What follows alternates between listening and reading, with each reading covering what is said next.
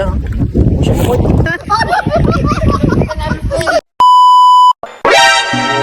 Nakikrave na kami sa Talaba, kaya dumayo kami agad sa Barangay Rawis, Santo Tomas. Gusto nga rin naming maranasan kung ano ang feeling na nakasakay sa balsa, gitna ng tubig.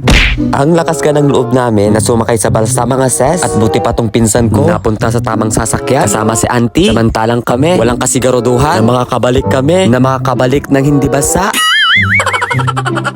Ang lakas nga ng loob nitong taga-Sagwan namin, pero hindi namin alam. Kahapon na kami parating sa destination namin. Mukhang nagkamali nga ako, mga ses. Ang aking sinakyan, bangga dito, lubog doon, mga ses. Sa sobrang takot ko nga dito, gusto ko nang lumipat dahil marami pa akong pangarap na gustong matupad. Kaya naman, auntie at pinsan, sa inyo na lang ako lilipat. Balance pala ang kailangan dito, mga ses, para hindi kayo lumubog o di kaya'y tumaob. Buti pa nga itong aso, kalma lang. Habang itong kasama namin, parang gusto na kaming banggahin. Sa bandang ito ngay, mga ses, muntik kang mahulog ang cellphone ko dito dahil habang ako'y nagbi-video, sumabit sa kahoy ang kamay ko. Buti na nga lang, umuwi pa rin akong may iPhone. Charot!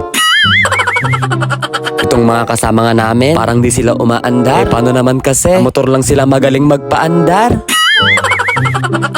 Sa wakas nga, mga ses, nakarating din kami. At dito ngayon nagsimula nang kumuha si auntie ng talaba. Siyempre magsisimula na rin kaming kumain, mga ses. Habang kumukuha nga si auntie dito ng talaba, kumakain na rin ang mga kawaldas. Shoutout ko nga dyan si Elsa Ofiasa na siyang naging tulay para makasakay kami sa balsa at para makakain ng fresh na talaba. Na kahit may trabaho siya, umuwi pa siya talaga.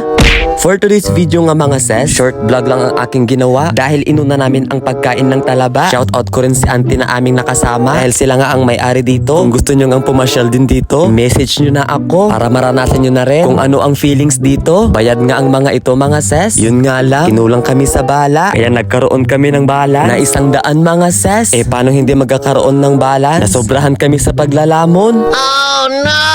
Bayaran na lang namin, auntie. Pagbalik namin dito, babawi na lang kami sa inyo. Kaya auntie, maraming salamat. Bye-bye!